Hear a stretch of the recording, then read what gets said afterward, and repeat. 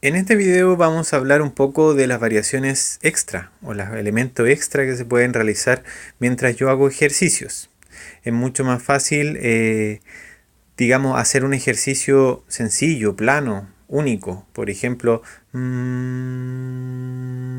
mucho más cómodo hacer un ejercicio con un sonido sostenido con tracto vocal semi-ocluido.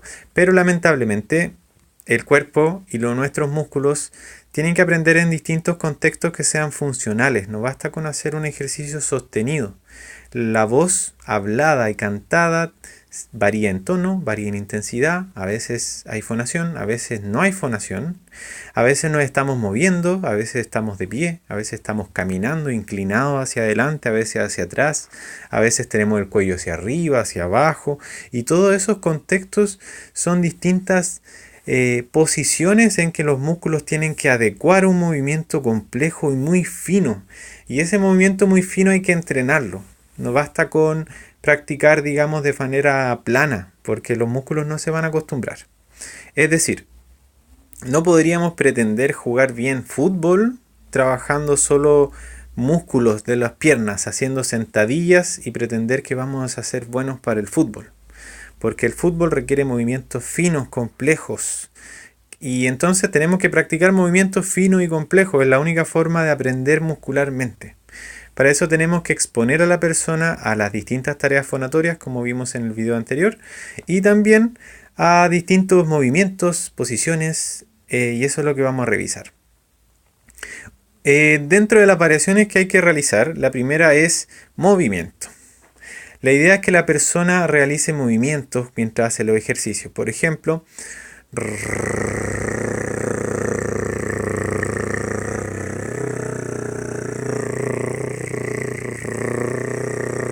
y que mientras hace el movimiento siga sintiendo la vibración anterior y la voz fácil, que no lo pierda. Y no solo mover el cuello, mover el cuerpo, mover los brazos, caminar, moverse en la sala, sentarse, pararse, mover el cuerpo, movilizarse, no solo mover el cuello y mover los brazos. Eso recuérdenlo bien, porque muchas veces uno realiza siempre la misma variación y no es la idea, porque si no el cuerpo se acostumbra a esa variación. Así que practiquen en distintas posiciones, parado, de pie, caminando lento, caminando rápido, caminando hacia atrás, bajando un poco el cuerpo, subiéndolo, caminando en puntillas, levantando los brazos, dando vueltas con los brazos, moviendo hacia adentro, hacia atrás los hombros, hacia arriba, hacia abajo la cabeza, moviendo la cadera, etcétera, moviendo el cuerpo, poniéndolo en posiciones, sentado, de pie. Podemos también imitar con el movimiento del cuerpo las cosas que hacemos en el día a día, mover las manos, hacer gestos como si estuviéramos haciendo la clase para el profesor, como si estuviera cantando para el cantante, y así se va adecuando la persona al movimiento. Esas tareas se pueden mezclar con las melodías, por ejemplo. Hacer, hacer la melodía y hacer como que está haciendo el gesto de cantar, pero con tracto vocal semi-incluido. O sea, está cantando y está haciendo ejercicio, básicamente. Otro de los elementos importantes, además de movilizar el cuerpo, es que no siempre estamos en un contexto insonorizado y silencioso. Muchas veces estamos con ruido. Y cuando estamos con ruido, el problema es que si hay mucho ruido, empezamos a competir con el ruido y entramos a usar el sobreesfuerzo. Empezamos a hacer sobreesfuerzo. Y con ese sobreesfuerzo viene la fatiga y viene el descontrol. Así que lo importante es cuando trabajamos con sonido o con ruido, que el ruido sea más o menos fuerte y que el ruido tape un poco el sonido de la voz, que no sea suavecito.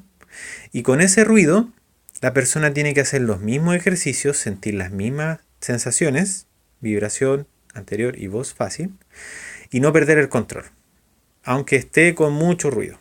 Y el ruido lo pueden mezclar con movimiento, o sea, vamos a hacer movimiento del cuerpo en contexto de mucho ruido que ponen en un computador, en un parlante. Puede ser un ruido de tipo ruido blanco, ruido de ambiente o música simplemente, o un ruido contextual. Si es profesor, un ruido de una clase. Si es persona que trabaja en atendiendo público, el ruido del comercio, etcétera. Importante que sea ruido relevante. Y mientras hay ruido, va haciendo los ejercicios y va moviendo el cuerpo y va poniendo a estos músculos en problemas, en distintas posiciones para que aprenda el movimiento fino y se acostumbre y finalmente generalice las actividades de la vida diaria. Otra de las variaciones importantes es el pensamiento y el control de las emociones. Cuando estamos hablando no siempre tenemos la misma emoción, no siempre estamos tranquilos, no siempre estamos concentrados, no siempre estamos hablando de lo mismo. Así que es importante manejar las emociones. Por lo tanto, se le puede pedir a la persona que realice ejercicios pensando en cosas. Por ejemplo, piensa en el trabajo y en todas las cosas que tienes que hacer para mañana mientras haces los ejercicios. La persona está pero está planificando ejercicio. O sea, planificando su día. Otra cosa es que piense en un momento o en algo que le hizo enojar para propender a la emoción negativa. O piensa en algo que le hace muy feliz. O piensa en alguien que no te cae bien y mientras haces los ejercicios. O piensa en algo que quieres hacer. Entonces, que traiga emociones positivas. Esos son elementos muy útiles para que la persona vaya generalizando la voz en distintos contextos emocionales. Otro ejercicio incluye hacer emisiones vocales como si uno estuviese hablando. Por ejemplo, si yo digo, hola, ¿cómo estás? Diría, ¿Se fijan? Estoy como hablando, pero con el ejercicio.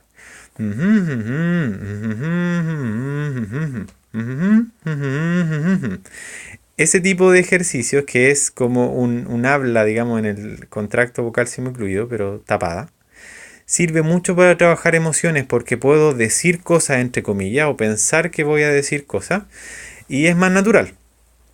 Por ejemplo, si yo pienso en algo negativo como ándate de aquí, esa emisión. Puedo hacer la emisión y tratar de regular que no sienta un dolor, que no me vaya cansando, que no me vaya fatigando y que puedo ir controlando mis emociones independientemente de, digamos, o sea, puedo controlar mi voz independientemente de la emoción que estoy sintiendo. Así que ese tipo de ejercicios con palabras son muy útiles. ¿Qué otras modificaciones podemos hacer? Podemos hacer ejercicios que vayan mezclando los elementos, que vayan propendiendo a las emociones, que vayan propendiendo a los distintos movimientos del cuerpo y los distintos contextos de ruido, todo mezclado. Y mientras la idea de la lógica de ordenar las sesiones es que mientras más avanzo, más complejas son las variaciones. Más complejo voy haciendo las tareas fonatorias, los acentos, los glisandos, los cambios de intensidad, los cambios de tono y cada vez voy haciendo más complejo esas tareas. Y cada vez voy haciendo más complejo los movimientos del cuerpo, los movimientos de la cabeza, sentarme, pararme, caminar, correr, etcétera, con ruido, sin ruido, sintiendo cosas emocionalmente, pensando en cosas, planificando. Otra forma de trabajar la planificación es ocupar la mente, es decir, hacemos que la persona ocupe su mente, que la mantenga ocupada. Ya, va a hacer los ejercicios pensando en restar de 10 en... No, muy fácil. De 3 en 3 desde el 100. O sea, 3, 97 y así sucesivamente hacia atrás y la persona va restando y va haciendo los ejercicios. Así que el mensaje que le enviamos a nuestro sistema cognitivo es, independientemente de lo ocupado que esté tu cabeza en alguna emisión, tienes que estar concentrado, o sea, no es estar concentrado, tiene que salir la voz fácil. Porque la idea es que tampoco sea un esfuerzo que tenga que estar concentrado, es que se acostumbre. Al principio le va a costar obviamente un poco, va a requerir concentración, pero en la medida que va ajustando digamos, se va acostumbrando al movimiento y pasa de la etapa de pasa de ejecución a retención y después a transferencia, finalmente le sale simplemente así. No lo puede hacer de otra forma. Se acostumbró su musculatura a trabajar en cierto contexto. Lo mismo le pasa a los deportistas cuando entrenan mucho, simplemente cuando juegan les sale así, no tienen que estar pensando siempre. Y si no lo creen, porque no practican deporte, piensen en algún movimiento aprendido. Andar en bicicleta, manejar un automóvil, simplemente uno se sube y lo hace, no lo piensa. Por lo tanto, mientras anda en bicicleta, puede escuchar música, puede conversar, puede mirar alrededor, puede pensar en algo distinto, no simplemente en pedalear. La voz funciona igual. Las personas tienen que someterse a mucha ejercitación vocal, muchas veces en el día, con muchas variaciones distintas, hasta que finalmente los músculos se acostumbran y no funcionan de otra manera. Así que eso se mezcla mucho con el aprendizaje sensorio-motor. Las variaciones van estrictamente relacionadas con el aprendizaje sensorio-motor y cómo yo planifico las sesiones. Si yo, por ejemplo, hago ejercicio siempre en el mismo contexto, siempre con la misma intensidad, siempre en las mismas tareas fonatorias, voy a acostumbrar al cuerpo a trabajar con máxima economía vocal para esas tareas fonatorias. Y no se va a transferir a la vida cotidiana porque el mensaje que estoy dando a mi sistema cognitivo es: por favor, ocupa esta voz en este contexto.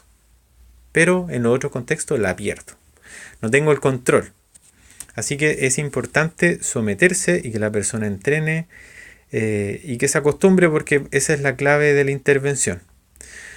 Si tienen algunas dudas las podemos aclarar, podemos hacer variaciones y distintos ejercicios prácticos, practicarlos, hacer muchos ejercicios de transferencia y mostrar las distintas variaciones y cómo se pueden ir regulando o mezclando, que a veces cuesta un poco desde la creatividad, pero ya viviendo la experiencia es mucho más sencillo.